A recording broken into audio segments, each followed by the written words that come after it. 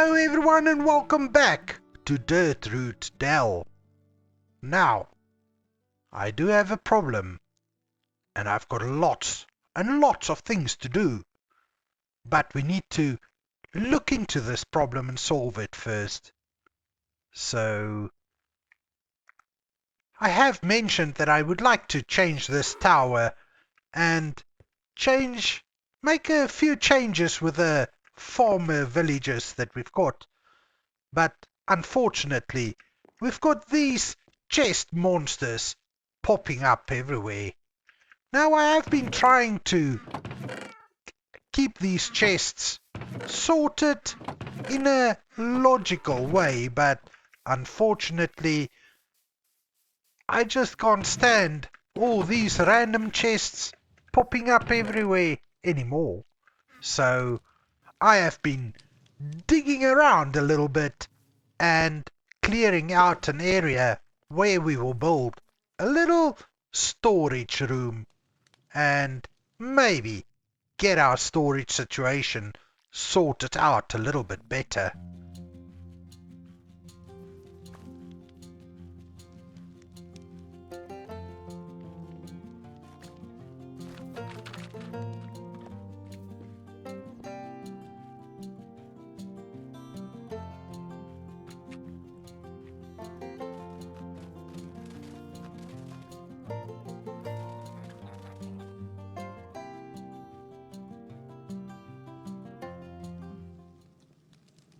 Now this looks like a good space for a storage room. I've been digging out and using the area here for gathering materials to do some builds, and this whole area needs to be dug up down to bedrock still, as this is part of the bigger lore of this world, talking about the power points, the energy points, the sources of massive energy and wealth in this world. One being at spawn, and then 4 others being 2,500 directions due north, east, south and west. Now I better get working, getting a roof in and a floor in, so that we can start doing a little bit more on our storage room.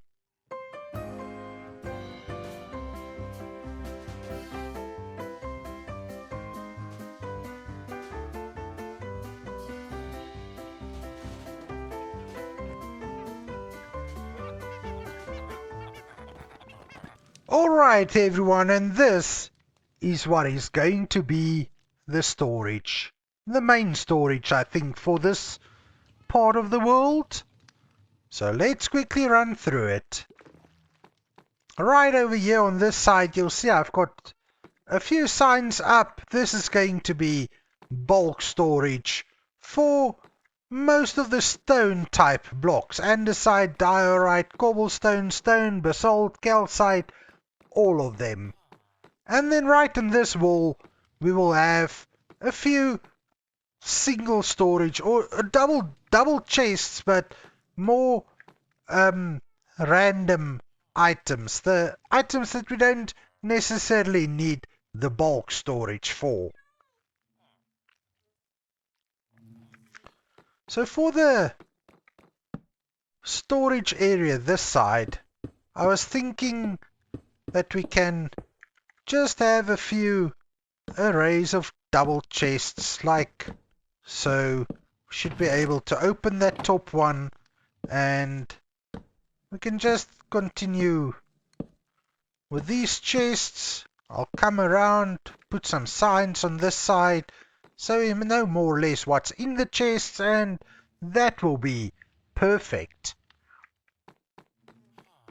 Now on the other hand, when we get to this side, you'll see I left quite a bit of space behind the signs here, and I would like to get a auto filter system set up here with maybe a water stream to drop things into, and the water stream will take it up and filter it into the correct chests for whichever item it is.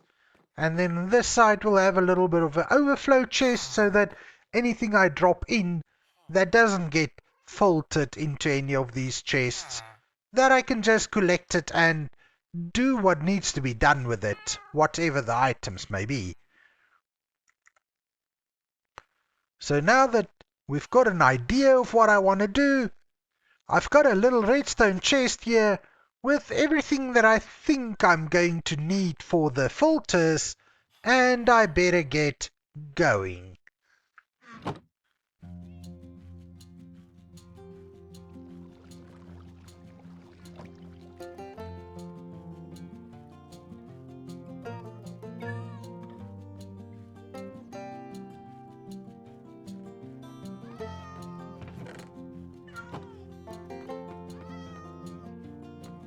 Alright everyone, so this was a lot of effort. Sorting all these chests and everything, that's a pretty boring thing to do. But anyway, let me quickly show you around. As you can see on this wall, we've got the chests, and I try to sort them really like things together. All the railroad things, if I can just not click the item frames. All the railroad thingies all together in a chest. I've got all the raw animal products. I've got zombie or mob drops all together. Obviously this side I've got chests with all the valuables like diamonds, emeralds, lapis, coal, iron, all together in their chests. Right on this wall you will notice I've got the stone, the cobblestone, the deep slate, cobbled deep slate, and so on. And these are all being filtered into their respective chests by a little redstone filter system. So if you come back here, this is just the overflow chest, everything that doesn't get sorted. And I think the best way to show you the filter system is if I go upstairs here, you will see we've got the little hoppers with the cobblestone and the junk items, stone and the junk items, and then all the redstone together here. And as this filter system is really tileable, this has been working really well for my purposes. Now the one realization that I've got is that these chests behind me, I think there's 4 double chests for every item, is just not going to be enough. So I was thinking, where will we store all the additional stone and deep slate and cobblestone and everything we might find? And the solution is right down here on the next level. Yes, I have done a lot more digging, and ignore the mismatched glass walls here.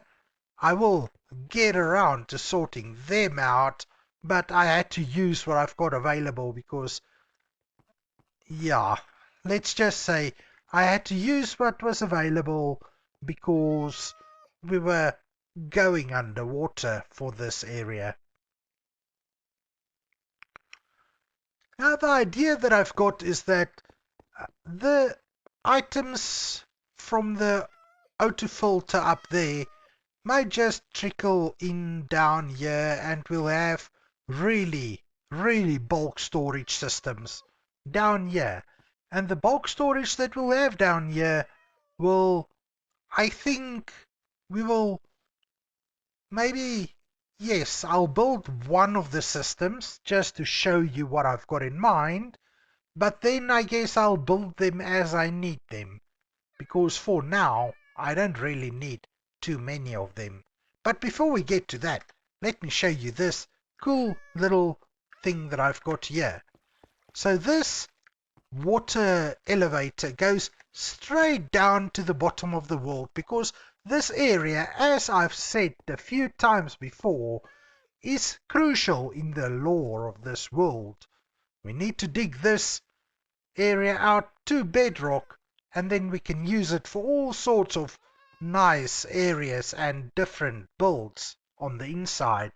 But this is the westerly corner of our 4 or 5 massive towers. That makes the lore of this world. Now this water elevator, if I just go and I'll just drop everything in here or a few things in here, so it goes up to the next floor. And then right on this side, it goes into a hopper at the top there. This hopper is part of the hopper line that feeds into these filters that captures all the items into the chests. And then one last little part that I would like to show you. Right here I've got a little barrel, and this barrel is just another access point for the filter system, so that we don't need to go underground every time I would like to drop things off. And then right around this corner we use this as an extra little entrance to the... Hello, kitty cat. We use this as an extra little entrance to the whole storage system. So we have 2 sides where we can access the storage system. Now I wonder if that white cat is going to be in the mood to become our friend, if it's still somewhere close by. Ah, there you go. Kitty cat. Ah, no, no, no, no, no, no. See if we can... Come on. Is he gonna go in there? Where is he going? Where is he going? Can we get this cat to be our friend? Oh, we've got another friend. Oh, so cute. Have a look at it. Oh, my word. Yes, you're our friend now.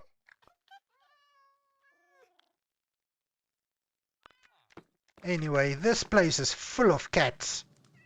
Let me just put the fish away, and then I guess I need to go and do a little bit more work down here. Get a few more walls in, and then just get the sample storage chunk in there. But while I've got another cat there down below, maybe we can grab few more pieces of fish and see if we can tame this one as well. This is a nice ginger kitty cat. And let's see. Ah, another one! Awesome. Now we've got 3 cats. This one is, oh, so cute. Green eyes. And I just love this data pack that I'm using. That adds the motion and the eye movements and the animations to all the mobs in this world. Anyway, let me get working, and I'll bring you back when I'm done. Alright, so we've got this second floor sort of built. Now it's time to put in a little bulk storage system, and I think I've gone for a pretty simple design, but it will be able to store plenty of items. So let's quickly run through the basic design. Not going to be too automated or anything. This is just a place where we can come down to and dump some of the stone or any other blocks that we've got too much of. Now to start off with, I need a input chest to put all the items in. Now we are going to wall it off on this side so that it's not visible. So with the input chest up there, we're going to, for now, I think have 3 maybe 3 or 4 rows of chests. So first of all, we need a row of hoppers feeding into one another, and with this being as high as it is, it's a little bit tricky. And then this last one will drain the chest and put everything into this row of hoppers. The next step would be to place some chests, and now that we've got this chest down here, we can just place a hopper feeding into it. So the hopper will pull items from the input chest, and this row of hoppers here is just so that we can easily extend the storage modules. Okay, with the storage modules set up like this, we've got the input chest, we've got the hopper line that's going to spread out the stuff we put in the input chest through the different modules, and then each module will just pull items from that hopper line and put them into an array of chests and hoppers like so. So each one of these slices basically can hold just over 8,500 items. So if we go ahead and install an extra 3 modules, we can keep about 34,000 items in this one little system. And the way that we will do it, we will feed everything into this chest or this barrel right here, where we can just come in and take things out. And that's basically it. We can, at any time when the storage is filling up, we can come and add more modules to this, which will add, every module, as I said, will add around about 8,500 blocks. And yeah, that's pretty much it. I think we've got our storage situation sorted out, and now it's time to move on to a next project. I will, however, over time come back here and just add few more modules, because this one I'm going to use for stone, but I think we might need one for cobalt deep slate as well. So we've got plenty of space, so I think I will do just a reverse of this one, starting from the other side of the room, and build it up so that we've got storage for multiple bulk items. For now, however, I have not gotten enough of any block to be too concerned with doing anything more in this area. I just wanted to set it up so that we know what this second floor of the pit is going to be used for. I do hope that you enjoyed this episode, and if you did, remember to leave a like, maybe subscribe to the channel, and if you're really into supporting me and the channel, join and become a member. Thank you for watching, and I will see you next time.